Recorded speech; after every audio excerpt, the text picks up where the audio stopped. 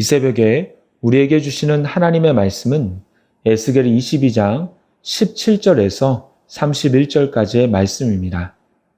제가 가지고 있는 성경책으로 구약 1183쪽에 있습니다. 하나님의 말씀을 받들어 읽겠습니다. 여호와의 말씀이 내게 임하여 이르시되 인자야 이스라엘 족속이 내게 찌꺼기가 되었나니 곧 풀무불 가운데에 있는 노시나 주석이나 쇠나 납이며 은의 찌꺼기로다. 그러므로 주 여호와께서 이와 같이 말씀하셨느니라. 너희가 다 찌꺼기가 되었은즉 내가 너희를 예루살렘 가운데로 모으고 사람이 은이나 노시나 쇠나 납이나 주석이나 모아서 풀무불 속에 넣고 불을 넣어 녹이는 것 같이 내가 노여움과 분으로 너희를 모아 거기에 두고 녹이리라. 내가 너희를 모으고 내 분노의 불을 너희에게 불면 너희가 그 가운데에서 녹되 은이 풀무불 가운데에서 녹는 것 같이 너희가 그 가운데에서 녹으리니 나 여호와가 분노를 너희 위에 쏟은 줄을 너희가 알리라. 여호와의 말씀이 내게 임하여 이르시되 인자야 너는 그에게 이르기를 너는 정결함을 얻지 못한 땅이요 진노의 날에 비를 얻지 못한 땅이로다 하라. 그 가운데에서 선지자들의 반역함이 우는 사자가 음식물을 움킴 같았도다. 그들이 사람의 영혼을 삼켰으며 재산과 보물을 탈취하며 과부를 그 가운데에 많게 하였으며 그 제사장들은 내 율법을 범하였으며 나의 성물을 더럽혔으며 거룩함과 섞된 것을 구별하지 아니하였으며 부정함과 정한 것을 사람이 구별하게 하지 아니하였으며 그의 눈을 가리어 나의 안식일을 보지 아니하였으므로 내가 그들 가운데서 더럽힘을 받았느니라. 그 가운데에서 그 고관들은 음식물을 삼키는 일이 같아서 불의한 이익을 얻으려고 피를 흘려 영혼을 멸하거늘 그 선지자들이 그들을 위하여 회를 치라고 스스로 허탄한 이상을 보며 거짓 복수를 행하며 여호와가 말하지 아니하였어도 주 여호와께서 이같이 말씀하셨느니라 하였으며 이 땅 백성은 포악하고 강탈을 일삼고 가난하고 궁핍한 자를 압제하고 나그네를 부당하게 학대하였으므로 이 땅을 위하여 성을 쌓으며 성 무너진 데를 막아서서 나로 하여금 멸하지 못하게 할 사람을 내가 그 가운데에서 찾다가 찾지 못하였으므로 내가 내 분노를 그들 위에 쏟으며 내 진노의 불로 멸하여 그들 행위대로 그들 머리에 보응하였느니라. 주 여호와의 말씀이니라. 아멘. 시간에는 하나님이 찾으시는 사람이라는 제목으로 말씀을 나누도록 하겠습니다. 오늘 본문 18절에 보면 하나님은 이스라엘 백성들을 찌꺼기에 비유하십니다. 곧 은을 재련하다가 용광로 속에 남아있는 구리와 주석, 쇠와 납의 찌꺼기라는 것이죠. 하나님이 에스겔에게 재련하는 예를 드셨음은 당시 청중들 역시 재련하는 과정을 거의 알고 있었다라는 겁니다. 은을 추출하는 과정은 두 가지 주요 단계를 거칩니다. 첫 번째로 땅속에 구덩이를 파서 만든 노에 광석을 넣고 석탄이나 목재 연료로 가열합니다. 이 가열 과정에서 황이 가스 배출되고 적당히 제거되고 온도가 올라가면 납과 은의 합금이 노의 바닥에 모입니다. 두 번째 과정은 화분법 과정을 통해 은이 납에서 분리되고 녹은 광석이 통기성 지능 용기로 흘러갑니다.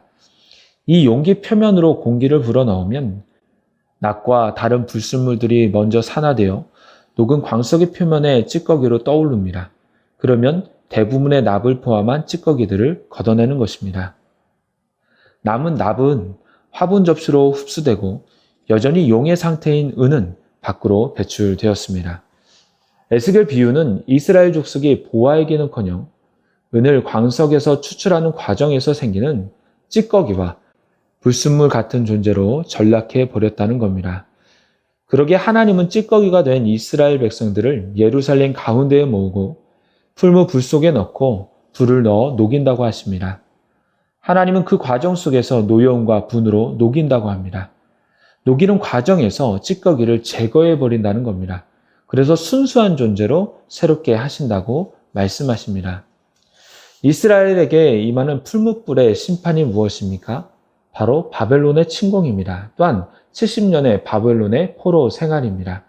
그러한 과정을 거쳐서 그들의 불순물 찌꺼기는 제거되고 새롭게 된다는 것이죠. 이스라엘 백성은 누가 뭐래도 하나님이 택하신 자들이요 하나님의 백성들입니다. 이스라엘 백성들 스스로는 그들을 낮출 때도 있었습니다. 가나안 땅을 정탐하며 돌아왔던 10명의 정탐꾼은 안악 자손은 거인 같지만 그들은 메뚜기 같다고 하였습니다. 스스로를 메뚜기라고 칭한 것입니다. 하지만 하나님은 이스라엘 백성들을 메뚜기라고 하지 않으셨습니다. 나의 사랑하는 백성이요 그들을 통해 열방을 구원할 것이라고 하셨습니다. 하지만 이제 하나님은 이스라엘 백성들을 무엇이라고 하십니까? 찌꺼기라고 하십니다. 백성들이 들으면 참 기분 나쁘고 자존심 상하는 말입니다. 그러나 하나님은 백성들을 계속해서 찌꺼기로 두시지는 않습니다. 다시금 재련 과정을 거쳐서 순수한 은으로 귀한 존재로 만드실 겁니다. 이런 의미에서 본다면 하나님의 심판은 완전한 멸망을 뜻하지는 않습니다. 물론 죽음 이후의 심판은 영원한 심판이요 회복의 기회가 없습니다. 하지만 이 땅 위에서 하나님의 심판은 살리기 위한 심판이요 회복시키는 기간입니다. 바꿀 수 있는 기회가 있다는 것입니다.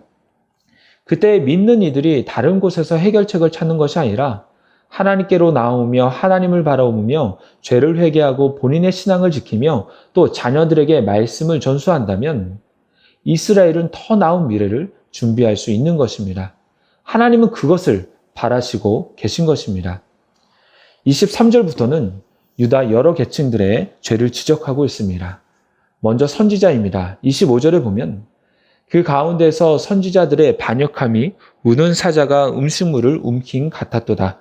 그들이 사람의 영혼을 삼켰으며 재산과 보물을 탈취하며 과부를 그 가운데에 많게 하였으며 이어서 28절에도 보면 그 선지자들이 그들을 위하여 회를 치라고 스스로 허탄한 이상을 보며 거짓 복수를 행하며 여호와가 말하지 아니하였어도 주 여호와께서 이같이 말씀하셨느니라 하였으며 선지자는 하나님의 말씀을 그대로 백성들에게 전하는 자들입니다. 내 생각을 전하는 자가 아닙니다. 하나님의 마음과 하나님의 생각을 전하는 도구입니다. 그럼 이 시대에 주셨던 하나님의 말씀이 무엇입니까? 바로 심판이었습니다. 회개였습니다. 죄를 버리고 주께로 돌아오라는 것이었습니다. 하지만 예언자들은, 선지자들은 심판을 예언하지 아니하였으며 죄를 지적하지 않았습니다. 그저 거짓된 평화와 안전을 약속하였습니다. 사람들이 듣기 좋은 말을 합니다. 하지만 그럴수록 백성과 하나님의 관계는 더욱더 멀어집니다. 그들의 영혼이 삼켜지는 것 같습니다. 또한 듣기 좋은 말을 하면서 그들의 재산을 탐내는 것을 볼 수가 있습니다. 또한 제사장들의 죄도 지적하는데요. 26절에 보시면 그 제사장들은 내 율법을 범하였으며 나의 성물을 더럽혔으며 거룩함과 속된 것을 구별하지 아니하였으며 부정함과 정한 것을 사람이 구별하게 하지 아니하였으며 그의 눈을 가리어 나의 안식일을 보지 아니하였으므로 내가 그들 가운데에서 더럽힘을 받았느니라. 그들의 죄는 5가지입니다. 율법을 범한 것, 성물을 더럽힌 것, 거룩한 것과 속된 것을 구별하지 않은 것, 부정하고 정한 것을 구별하지 않은 것, 안식일을 보지 않은 것입니다. 제사장의 가장 중요한 임무는 하나님께 제사를 지내는 것입니다. 제사는 누구나 지낼 수 있는 것이 아니었습니다. 제사의 기준이 있었고 제물을 전부 태우는 것이 있는가 하면 제물을 같이 나누는 제사도 있습니다. 또한 제사장이 일부 취하는 것도 있습니다. 그러나 그러한 것들을 제대로 구분하지 않은 것입니다. 그 제사법대로 하지 않은 것입니다. 이것은 하나님의 거룩함을 훼손하는 것이었습니다. 마치 레위기 10장에서 아론의 아들인 나답과 아비후가 다른 불을 가지고 분향함으로 하나님께서 정하신 제사법을 어기고 그 거룩함을 훼손한 것과 같습니다. 그들은 결국 그 불로 인해서 죽고 말았는데 그와 같은 일을 저지르고 있는 것입니다. 또한 안식일을 보지 않았다고 합니다. 그것은 제사장들이 여호와의 안식일로부터 그들의 눈을 감추었다라는 것입니다. 안식일 법을 거룩하게 먼저 지켜야 할 제사장들이 오히려 그것을 의도적으로 무시하고 지키지 않았음을 말해주는 것입니다. 안식일은 하나님께서 정하신 복된 날입니다. 안식일을 거룩하게 지킬 때 하나님께서 주시는 복과 은혜를 누릴 수 있습니다. 하지만 이들은 안식일을 무시하며 백성들에게도 제대로 안식일을 가르치지 않은 것입니다. 29절은 백성의 죄입니다. 그들은 가난하고 궁핍한 자를 압제하고 나그네를 부당하게 학대하였다고 합니다. 하나님은 출애굽기 22장 21절 이하에서 나그네를 압제하거나 학대하지 말라고 하십니다. 너희도 애굽 땅에서는 나그네였다는 겁니다. 또한 출애굽기 22장 22절에서는 너는 과부나 고아를 해롭게 하지 말라고 합니다. 만일 그들을 해롭게 한다면 그들이 주 여호와께 그 억울함을 호소하고 부르짖을 때에 하나님이 반드시 칼로 그 해롭게 한 자를 죽이고 그 아내는 과부가 되고 그 자녀는 고아가 될 것이라고 합니다. 가난한 자와 나그네를 압제하고 학대하는 것은 이렇게 큰 죄인데 그들은 이것을 아무렇지 않게 지은 것입니다. 결국 하나님의 말씀대로 심판을 당할 수밖에 없는 것이죠. 이러한 죄를 계속 열거하는 가운데 너무나도 안타까운 현실이 또 하나 있습니다. 30절인데요.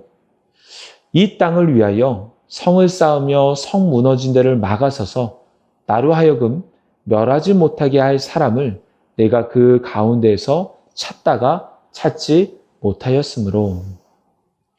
하나님은 선지자와 제사장, 백성들의 죄를 말씀하시면서 그것 때문에 이스라엘은 심판받아야 된다고 하십니다.